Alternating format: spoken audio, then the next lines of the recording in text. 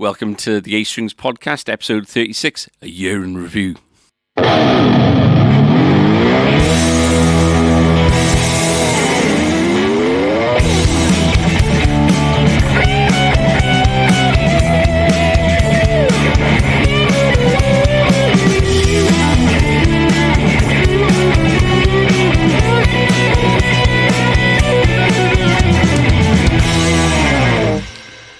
When am I going to get to do one of these introductions?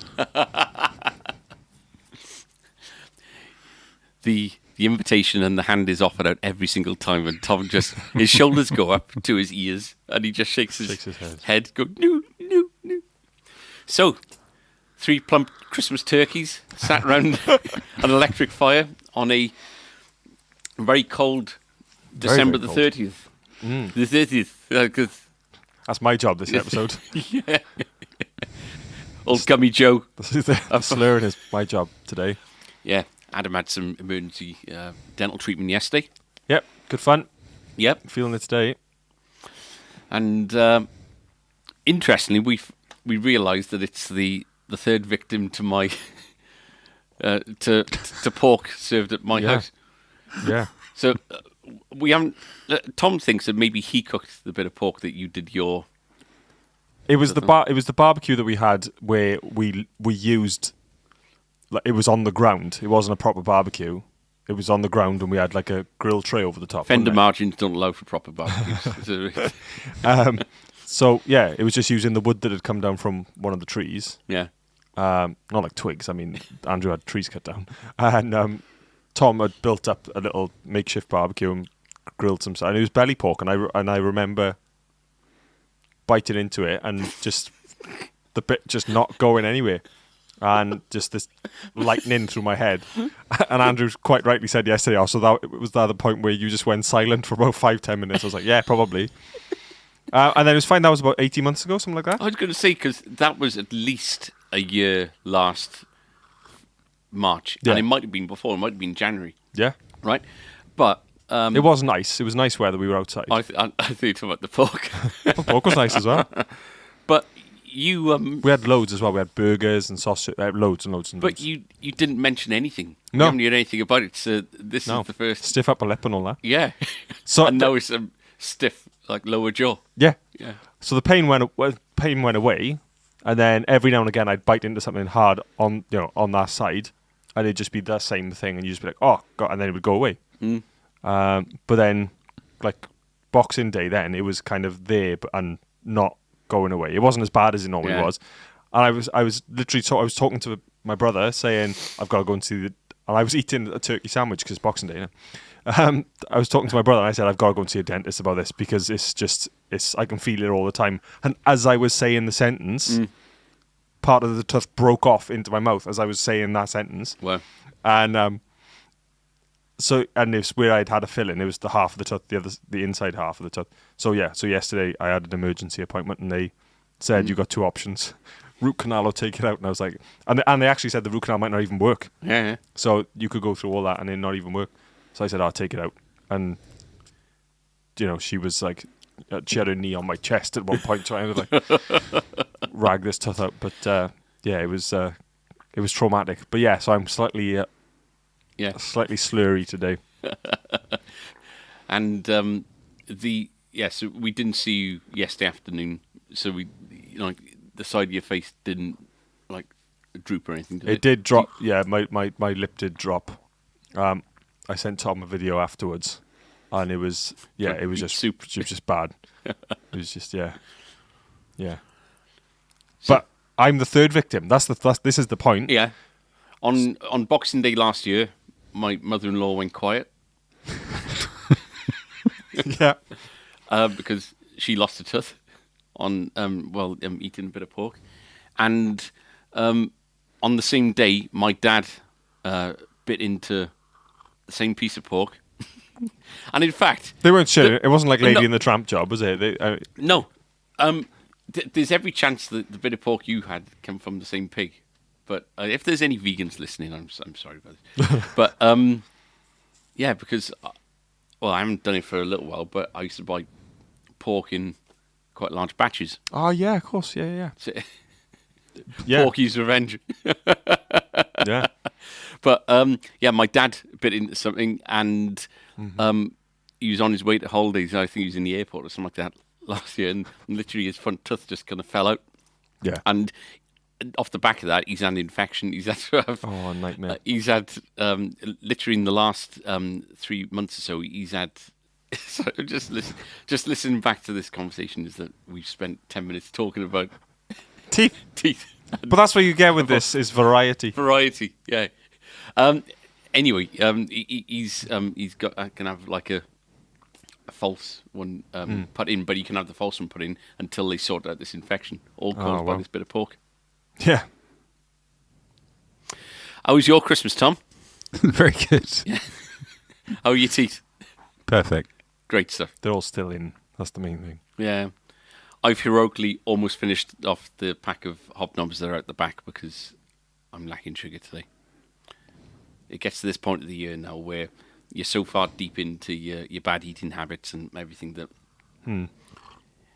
you know that you're going to have one more decent night of it with New Year's Eve. You know, it's not necessarily going to be a big one. No one's having a big one this year. Yeah. But you do know that you're going to treat yourself, especially after this year. So you going healthy from 1st of January? I'm certainly going to exercise more, and I need to give up sugar. Does that mean you got to eat all your chocolate before then? No. I'm going to wean myself off. So I might have a couple in the evening, and stuff the biscuits in work. Work's the worst, I think, because we don't necessarily encourage you. Oh, Tom does. Tom will go to each of us individually. Your dad's the worst. If your dad's you, he's lethal for the encouragement and for the eating of. Keep him on furlough then.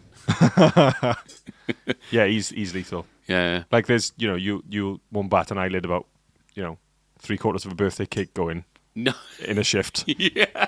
When your dad's around, and that's all of us, not just him. Anyway, so we're back.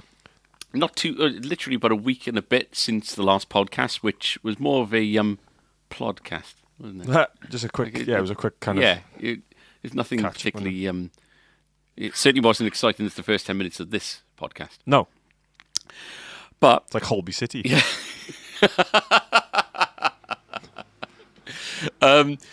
So, as we alluded to in that last podcast, we thought we'd do a bit of a review of the year with regards to our favourite gear. Yeah, some classic moments. It's basically the A-Strings clip show for 2020. Yeah, every program and podcast should have its own clip show, which is we haven't got any fresh ideas. Yeah. So, which you probably realised about 6 or 8 episodes ago, maybe. But so it's an interesting one in terms of gear because we had no NAMM show, or at least no summer NAMM show. This NAMM now is going to be digital. Sort of online. DigiNAMM, yeah. DigiNAMM.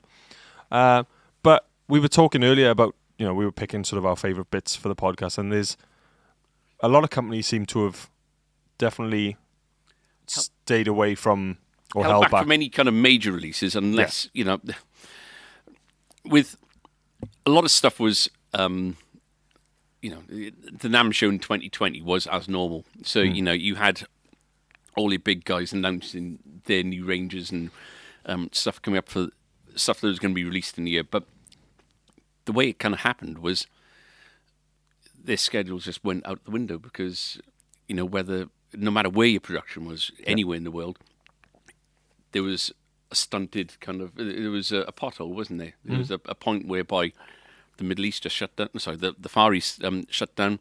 You had then, the Western world kind of lost confidence and maybe held back on orders, not knowing where the land was going to lie. And so there's been a lot of things that I guess people have been expecting that that just hadn't materialised.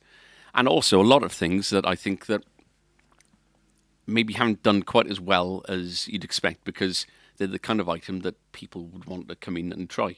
Oh, of course. Yeah. Especially if you're looking at something of a more substantial budget, so if you're looking at something that is, it's not anything over 150 quid, 200 quid or so, people want to get their hands on it, I think. And so I think that it's been a strange one for that.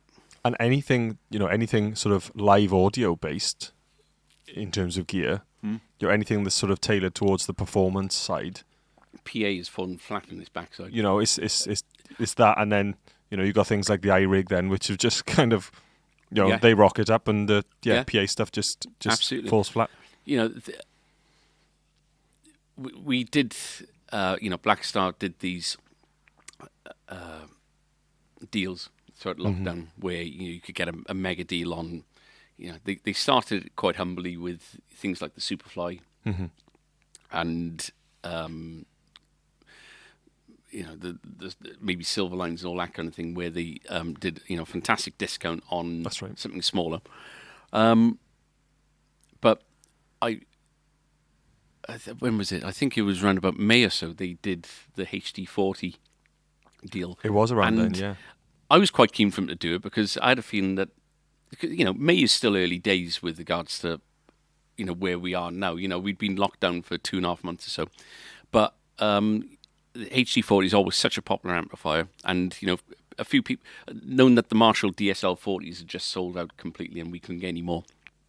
I mentioned to Steve, if you're looking for ideas of what to do as a deal next, maybe look at the HD40s, which now, in December 2020, after 9 months of lockdown and no gigs, you'd think absolutely not. Who the hell is going to want to buy a 40-watt amplifier? Valve but we did that deal for that weekend. I think it was the bank holiday weekend, and I think we sold like 5 or 6 of them. Was it? Yeah. It was a really, really successful one for us. And so I don't know whether that's just back in May people thought, what, I'm going to be back gigging by July, August. We thought we'd be back. We had stuff, booked in for August, and that was kind of where we were looking. It was an outdoor gig. We knew that it was going to be. There could have been a way around it, and that's where we were looking. August was kind of our goal, I guess. And then obviously August came and went, and it was like, okay, no. And then we didn't even think of December, because by that point you had the idea of, this isn't going away in time for Christmas. And it kind of wrote the year off, didn't it? Mm-hmm. But I think it's going to... what's happened is going to influence manufacturers. Maybe not so much on the instrument side of things, but when it comes to amplifiers, I think that any brand out there at the moment, amplifier-wise, that isn't reaching out to their R&D team and saying, if we want to carry on selling 40-watt amplifiers, 50, 60, or any sizable amplifier for gigging, it has to have a dual purpose, because they're just not going to go. We can't rely on selling big amps. We need everything from here on in has to have emulated outs to go straight into your interface. It has to have headphone capability, and it needs to be a lot more versatile in a home environment. Yeah, of course it does. Gone are the days when you'd have a 150 watt valve amp. I mean, even for live, that's absolutely absurd. Yeah, it's absurd. A JCM 800 is absurd for live. For 99% of the venues that anyone would play, it's just way too powerful. You're running things on like half or one. Yeah. So staying on Black Star, they've got some stuff coming up. This perfect for that. It's got absolutely, and they already do it with they've got emulated DI outs, and people like Hughes and Kettner have got the red box stuff. But there's some stuff where just they're looking at like the new acoustic ID core that I've got behind me. They've set this up now so that it's built for streaming. That's the type of thing. Yeah, absolutely. And as you alluded to, they've got some really amazing looking things coming out. The first of which has been released in January, so maybe we can get Steve on for the next podcast. Yeah, we'll figure out a way to get him. Get him involved. Remotely. Yeah. So plug him into an ID core acoustic and just stream him in. Yeah. Should we, given that we're talking about gear and we're fizzing with enthusiasm, should we go on to our favourite lists? Yeah, so obviously this isn't structured in any way like No. we normally do. And next year we're going to actually see a... Structured like we normally do. What kind of... Ramble, ramble, ramble. So yeah, we sort of have had a very loose chat in terms of what to have a look at for our favourite gear. So we've kind of just Yeah. all kind of had to think of what we've liked. And it doesn't necessarily have to be new gear that's released into the world this year. It could just be new stuff that we've had to the shop that we haven't had to. Yeah. Obviously, since March, things have been, in terms of stuff coming into the shop, is a lot different. Yeah. But we've still had some really awesome pieces, Mm. So what do you want to start on? What category would you like to start on? Should we start with electric guitars? Yeah. So mine, the Bobcat by Vox, Yeah. which we've only had in for 4 or 5 weeks or so. Mm-hmm. And we haven't sold any because, as I was alluding to earlier, as I said earlier, rather, that it's the kind of guitar that people need to see in person, they need to pick up and they need to play. Yeah. And so it's, I don't think it's had any kind of, it haven't had the kind of recognition it deserves locally yet. But it is just, I don't know, it ticks every box for me at the moment. It's just, hollow bodies seem to be becoming a little bit of a crowded marketplace at the moment. Yeah. Because, Gretsch, who are obviously the main guys, I think, out there with it, they've got every price point covered. Yeah. Guild, as we spoke about earlier in the year, they got some fantastic models that have just come out as well. Really, really cool. Ibanez are very... Ibanez, Epiphone, Gibson, all these people, they're all very keen on developing their hollow body market. So the Vox one, I don't know, it just there's something very indie feeling about it for me. So they were originally built in Italy in the 60s, and I don't think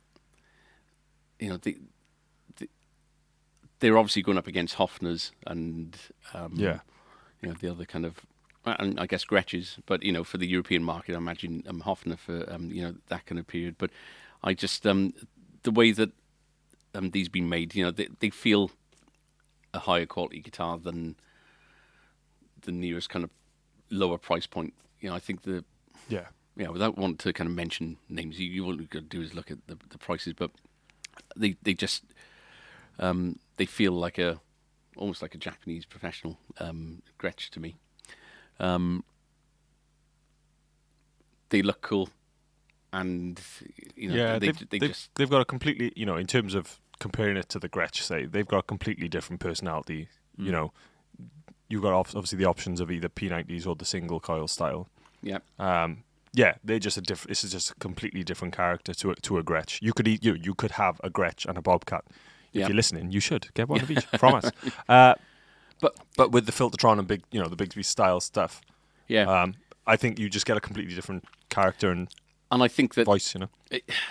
If they struggle to sell, I think it's because of timing. In as much as a guitar like that in a scene like the mid '90s, doing your Britpop and real indie kind of. I imagine they can be very popular in the States. I think that you'd have quite a lot of people just thinking of bands like you can imagine Dandy Warhols, that kind of band playing a guitar like that. I wonder if they got anyone endorsing them. I've seen a lot of press from Vox with it, right? And there's a few kind of I think they're like sort of Japanese indie artists and stuff like that so far. Vox, it's always been my biggest bugbear with them is that they don't exploit themselves, and the the heritage that they've got. They've got the biggest names ever. Yeah, that played their amps, and I don't think there's been, Paul McCartney's never endorsed them, as far as I'm aware. Mm-hmm. Brian May did a signature amp, which was crap. Which is twice as much. It was Chinese and it was rubbish. and then, people like The Edge, Coldplay, they've got the biggest bands in the world, and they've never had to produce like a signature model. They've just got people using them because they're brilliant, and they don't seem to capitalize on it. Yeah. And I fear the same thing will happen with these guitars. Is that I think that they're going to be. I think they are amazing, and I know that there's not many of them made so far. We're one of only 4 dealers in the UK. Yes. With them.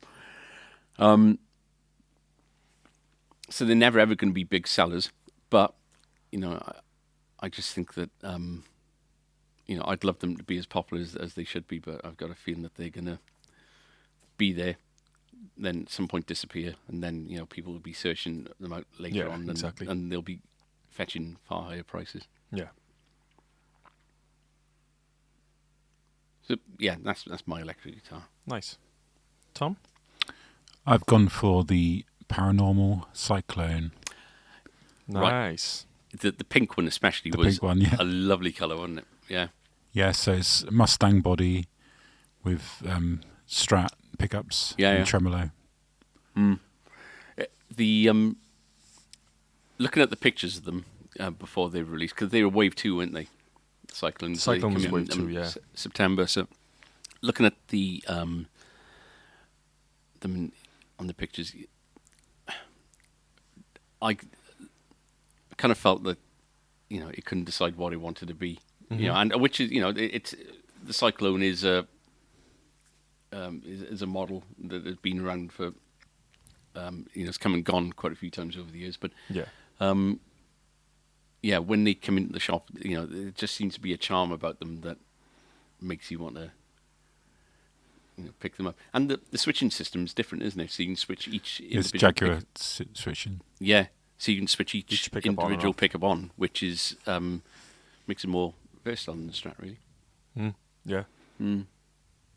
You did a demo on one, didn't you? Yeah, we've done that one, haven't we? Yep. Yeah, really good.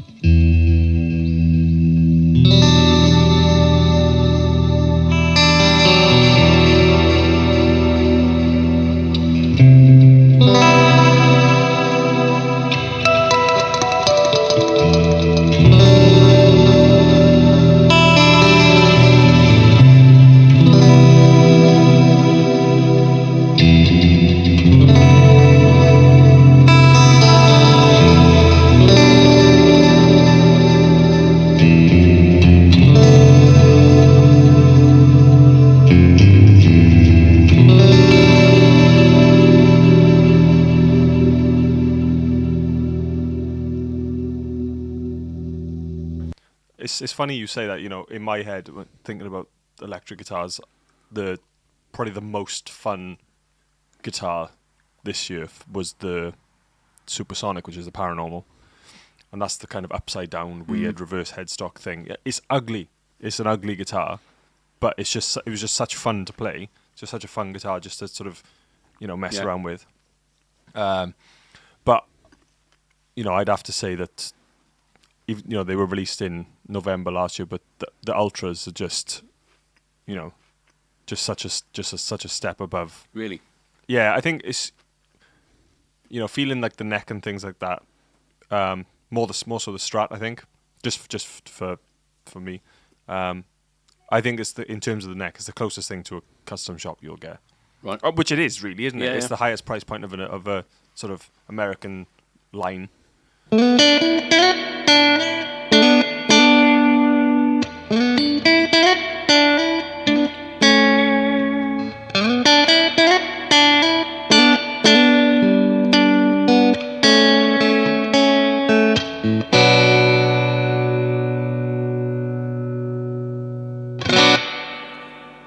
So yeah, I think in terms of this kind of supernatural feeling neck that they've done, the rolled edges, and they've tried to make it as natural of a satin as possible as well. I just think that they did. The risk was just rehashing the Elite, wasn't it? Yeah. And I think that they've done a really nice new instrument. The difficulty is, and what we've talked about before, is the Pro 2 is now taking little bits blurred from boundaries kind of thing. Yeah. Yeah. There's no sort of, unless you go American original, there's no standard model or performer. Like I say, I and I might have said this before, but I think the strategy they're taking is that if you want an original feeling Stratocaster, you've got to go. You've got to go up to the American original, or Vintera, that kind of thing. Yeah, exactly. What was your favourite acoustic? I think mine's a pretty obvious one, isn't it? Stratocaster. So I I went for the Stratacoustic, Stratum Acoustic, Stratasonic Acoustic. I went for the Acoustasonic Strat, yeah.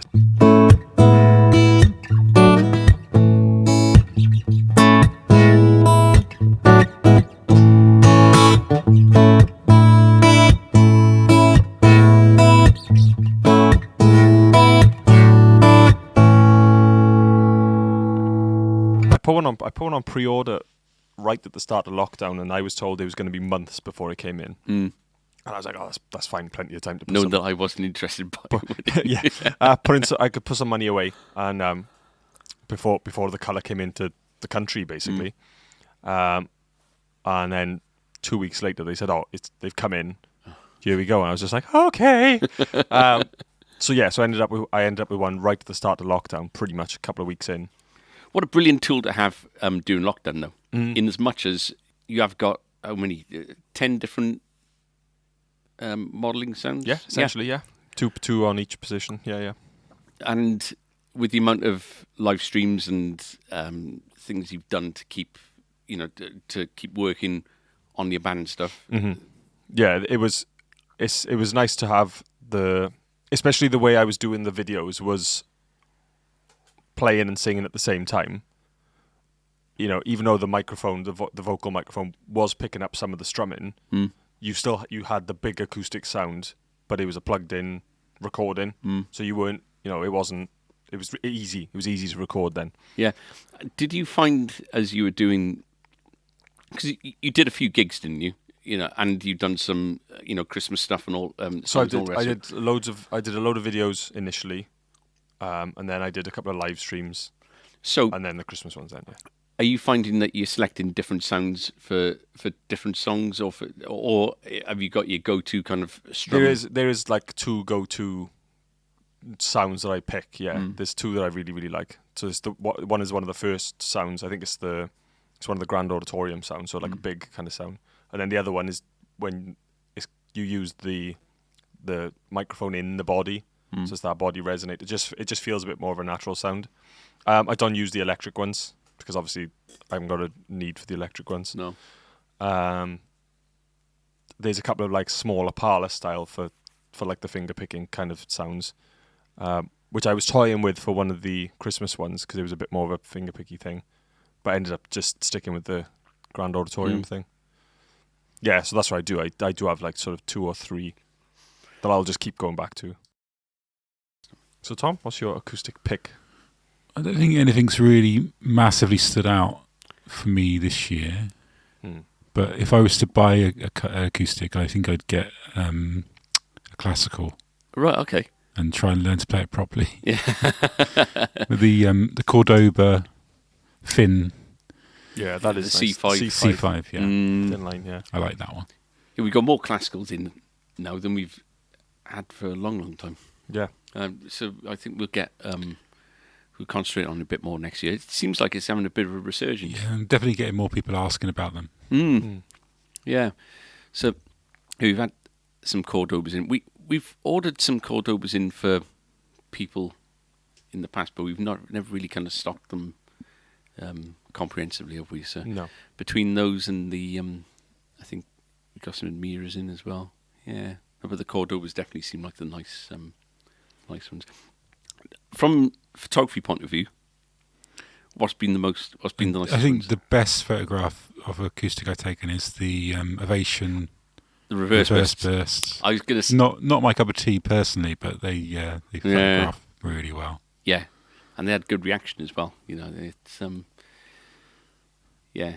For me, my favourite acoustic that I can think of that's come in this year is one that came in about 2-3 weeks ago. Was the little Guild Troubadour. Yeah, that was cool. So there's like a bit. What do you call it? Parlour? Maybe a bit bigger than a parlour. Tiny bit. Yeah. Got a bit more width than a parlour, I think. Yeah. And it's got like a obtrusive kind of pickup going over it. Yeah. Which on the sound hole. Yeah. yeah, which I didn't plug it in, but you can almost, I can imagine how it would have sounded. You can imagine it just having a bit of kind of grit to it. You know, Yeah, slight DRM play on pickup as well. Yeah, it was really nice. Yeah. You know. Yeah, but it's just a really nice, comfortable one to play, and just seemed to. It looked traditional, but at the same time, you know, there's enough about it to make it kind of it kind of insinuates by looking at it that it's gonna be a bit more of a growly kind of old bluesy kind of sounding thing. Yeah. So, Yeah. yeah. So that's our acoustic picks. So what's next? Effects. Yeah. So this year we've expanded our pedal range with a few new brands, and we've got some more sort of on the horizon as well for 2021. Some new brands we haven't stocked before. So we've had Keeley, Yeah. the Beatronics. What was the We've had the Nobles in as well. Nobles? Yeah. And What's that? KMA audio machines. What's that Gilmore one? Is that KMA? No, so Keeley does the dark side, right, which okay. is the Gilmore, yeah. Yeah. But not, and you know, there's there's a few distributors that we've got, you know, that do some other brands that we're looking at as well. Yeah. So there'll be some really interesting stuff. But just of those last batch, you know, there's been such good, you know, there's such good pedals in that selection. And I think I know what pedal you're going to choose. So You've the chosen the same as mine as well, is it? Swarm. Yeah. So have we all chosen the Swarm? Yeah. So, as with everything, this is a clip of our YouTube video of the Swarm. So this is what it will sound like on one of the settings.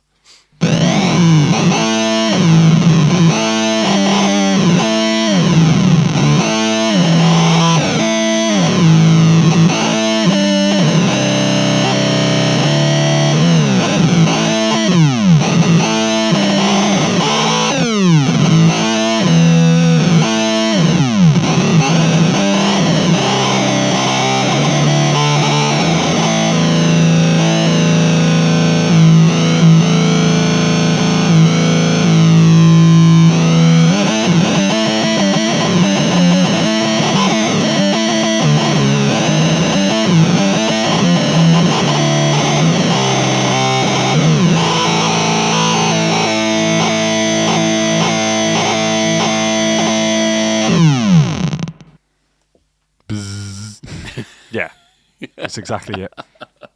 So it is crazy, you know, and you've really got to sort of tweak to find, like, it's very much like the Rainbow Machine. Yeah. From Earthquake, you know, you've got to kind of like, it's got to be like micro adjustments to try and keep it tamed. Otherwise, it's just unusable. Yeah. And really, we wouldn't have got those pedals in if they hadn't been requested.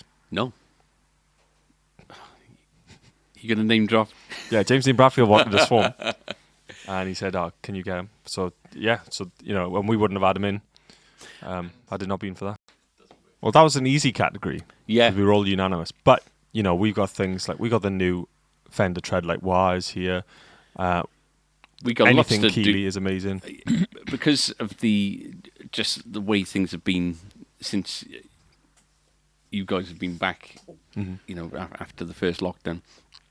We've had very, very little time to actually go into the studio there to actually put these things through their paces for the YouTube channel and everything. So I think this next period of lockdown going into the new year is going to give us a little bit of an opportunity to take a deep breath and to catch up and to get going on some more content. So what's your highlight of the year been?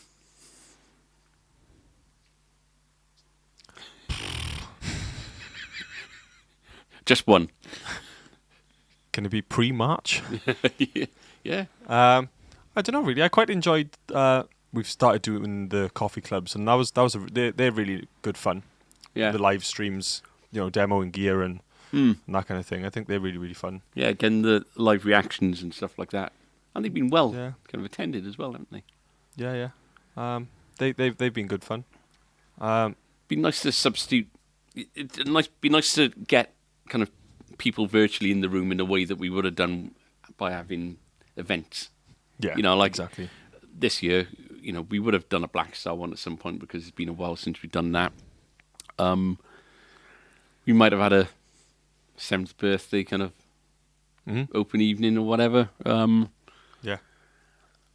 And I think as well that there's little things that we've done this year, not out of choice, just out of necessity, where we can now improve things like when we do have clinics again. Normally our live stream has been like on a phone just in the corner. Yeah. Now we all know the OBS software. You can have the intros there. It People can be mic'd up properly. watermarked. Yeah. Yeah. And everyone kind of getting a really nice quality live feed to people at home where they can't attend. Yeah. No, I've kind of maintained throughout that there's some horrendous things going on, and there's people are in some really horrible desperate situations, and but I don't feel it's fair to kind of attract any kind of sympathy towards us, because we don't deserve it. I think that it's been, we've managed to find ways of making it work. We've all had to adjust our lives and our routines and the way we do things, and it has knocked us, with regards to income and all the rest of it. But we're still here with the lights on, and able to make plans for next year. And so off the back of that, I find that we've been very fortunate, and we've, in the ways that we've adapted to this new way of doing things, we've managed to find better ways of doing the old things that we used to do. Yeah. The other nice thing has been a lot of the relationships we've kind of created and just developed with a lot of other shops as well. Like there's a shop in England called Express Music, and they've been reacting to our. I think they tagged us in something on Instagram. So they tagged us to carry on. It was the rainbow picture, wasn't it? All different colour guitars. Support the NHS. For the NHS with the lockdown thing. But yeah, they like a lot of. And they comment, and kind of supporting us and everything, and it's really nice to have just good relations with other shops, because we're all in the same boat, and we've got fantastic relationship with like Leighton down in Neath and Pete in Bandbox, and Alan and Cadno Music in Llanelli, and even like PMT, they're never negative towards us. No. We have people coming in and saying that they were speaking to somebody in PMT about us, and they've seen nicely. It doesn't seem to be any nasty kind of rivalry going on, but it's on the contrary to that. More often than not, we seem to be just having nice relations with other shops, and it's it's a comforting kind of place to be. It's much nicer getting on with people than not. But especially this year, like this was not the time to be like uncooperative, was it? Unneighbourly. No. But the amount of times that we've helped them and they've helped us, and all the sort of bits and pieces. So, which kind of ties into my highlight of the year, which is when the Evangelion Telecaster turned up. Oh God! Last week or week before.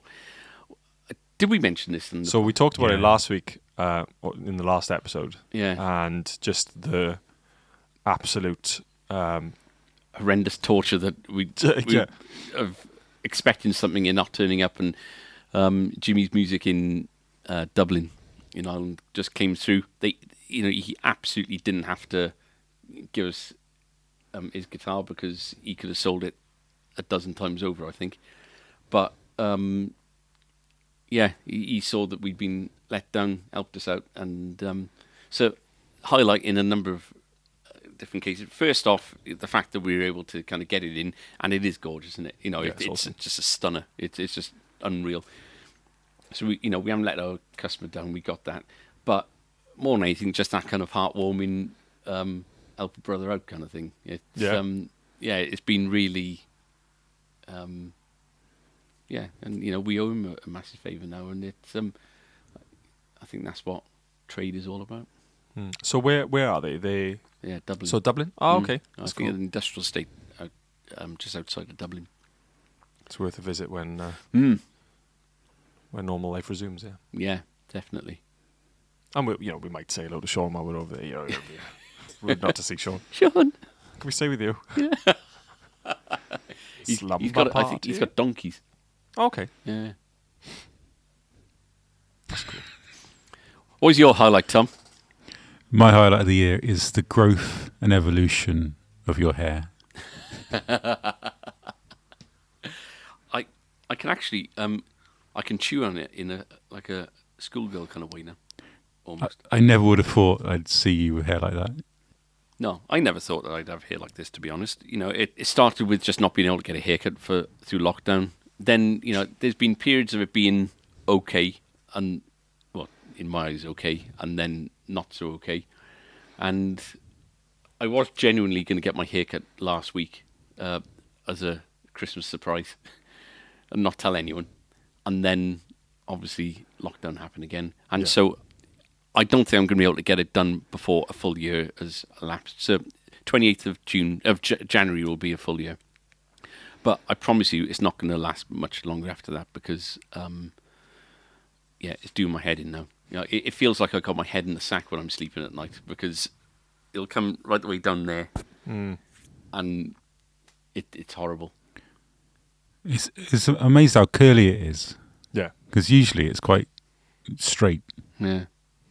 But it's thick, as even short is thick hair, isn't it? Same as me. I've got my hair's like crazy thick. Yeah. Yeah. I need to get it cut by March, otherwise I think things might start nesting in there.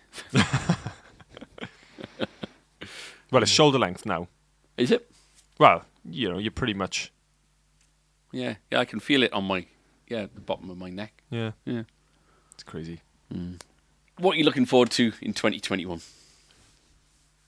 Gigs. Yep. I don't know when. It might even be the second half of the year. Rehearsing first. That would be that's just going to be good just to start getting it going.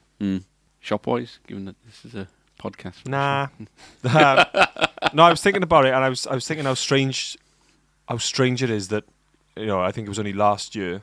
It would have been that we were off and going to Leeds, visiting up there. Yeah. And the year before that was the chapter, the vintage event in chapter. Yeah.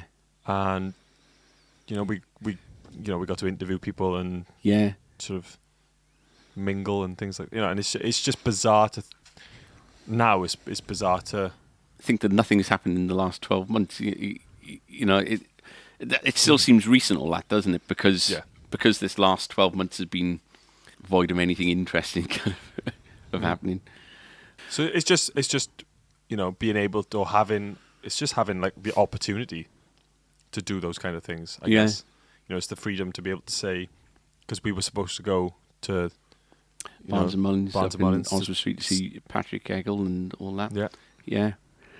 I think that as soon as we can start shaking hands and having people come through the door without masks and all the rest of it, I think that people are going to be hungry for events. I think that I think people are going to be eager to invite us to.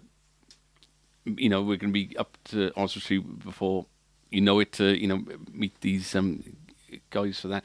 I think there's going to be lots of opportunities of doing these things as soon as we're able to, because people are going to be starved of the. They're going to want to kind of Attention. catch up. Yeah. Well, this, I think we were saying it the other day. This NAMM show now. How many years has it just been? A YouTube free for all, where it's been every YouTube channel and their dog. Yeah. Do you know what I mean? Yeah. Just swarming NAMM, and just all you'll see for like the whole of January is just every YouTube channel's So NAMM highlights. Like so Fender have given us a date for their announcements. Yeah.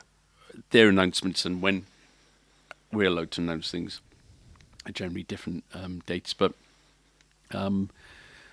they've still got a full schedule of products that are they're going to be released throughout the year. For them, Gretsch, Jackson, everyone else. Yeah. We had Black Star one earlier this month or last month. Yeah, and like a Zoom presentation thing, wasn't it? And there's a lot of as we said earlier, there's quite a lot of cool stuff coming through. The first of which is going to be mid next month, and we'll get Steve in for that on a Zoom call or whatever. Yeah.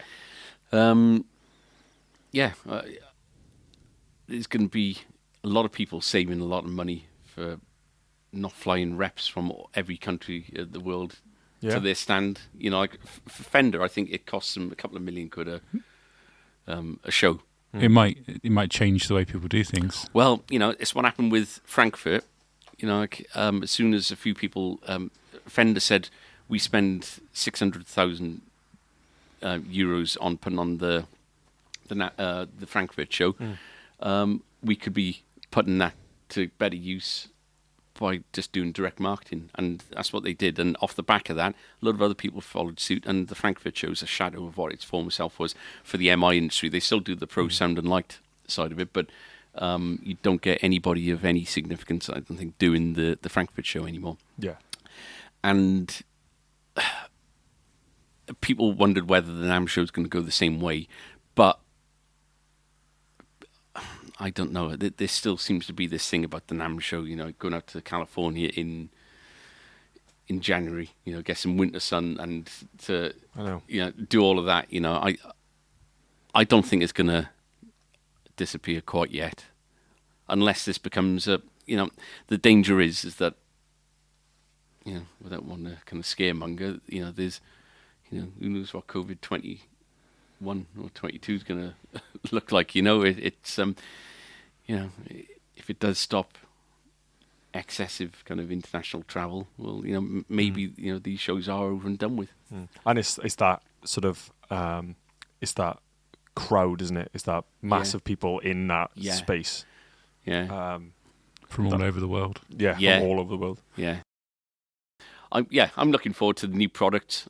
I think that we've managed to sort a lot of things out stock-wise in the shop that have been just lacking, I think, for quite a while this last 6 months. Yeah. And I had a really good feeling about 2020 at the end of 2019. And I'm still feeling positive. I think that, we've got, the website seems to be doing what we need to do. We seem to have interaction with our customers on Facebook and Instagram and YouTube in a way that we've just never had before. Yeah. And, it's a lot of effort, it's a lot of hard work, and it's very tiring, but it seems to be working. So, just a bit of stability. And I really, really, really, really want to get some professional Gretches in. Yeah. So are you going to finish off your long-awaited solo album in 2021, Tom? Me, yeah. Yeah. Moods, I think I might. Moods Volume 6.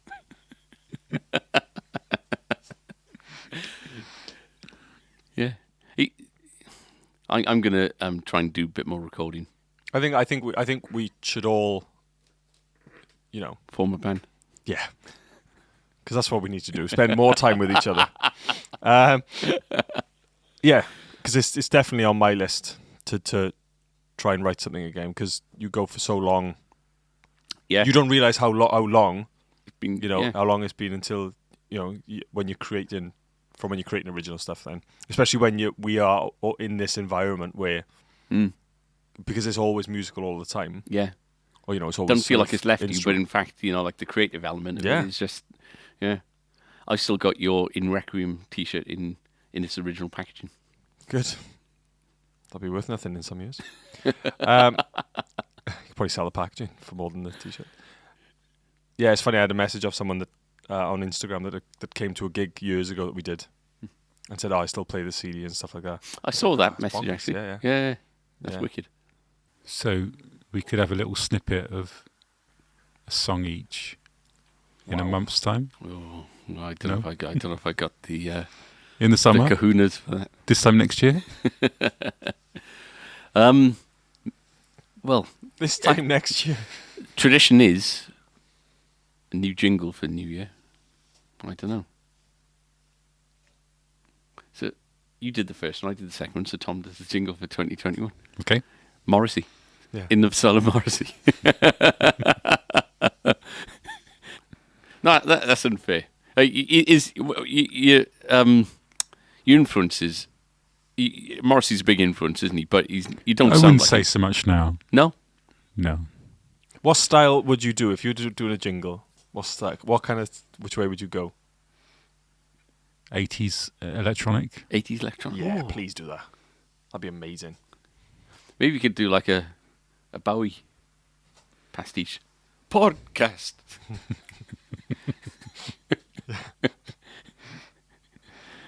So that's been some of our favourite gear for this year. And moments. Yeah, our hopes and dreams for the future.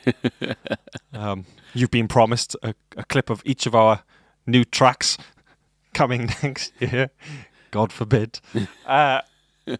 So what will we do? I guess we'll our next one will be in 2021. Yeah, we'll it'll obviously be kind of new announcements heavy. Yeah, and we can tie it up. Yeah, I was going to say we can tie it in with some product announcements. So we'll see when we're allowed to announce things and with different products and different people, that kind of thing. But it might be it'll either be a case of having lots of announcements in one, or maybe we'll do a number of shorter episodes dedicated to the different maybe one Fender, one Black Star, one. Yeah, I don't think Marshall's got anything coming up, but that kind of thing. So sounds good. Cool. So, thank you very much for sticking with us during 2020. I've been Andrew. I've been Adam. I've been Tom. This is the A Strings Podcast, and we'll see you in 2021. Bye-bye. Should all acquaintance speak? Okay. And so...